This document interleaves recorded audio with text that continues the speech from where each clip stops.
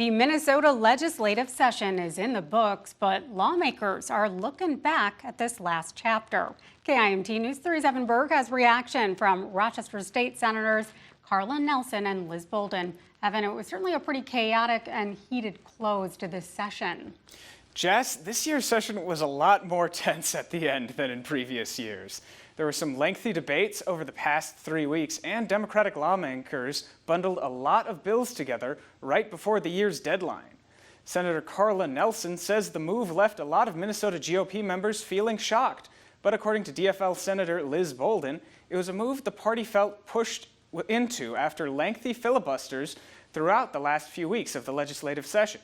In spite of that, both senators believe a lot was accomplished this year through bipartisan efforts in the legislature, including funding for rural Minnesota EMS, environmental protections, and here in Rochester, continued funding for high school trade education through the public schools P-TECH program.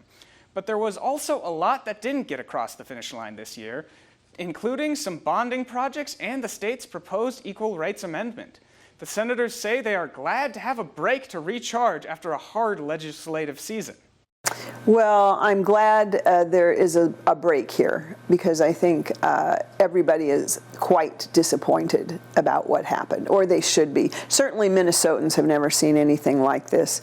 We have a lot of work to do, and I feel good about being able to sort of tee things up and continuing to do that work over this interim and be ready for next year.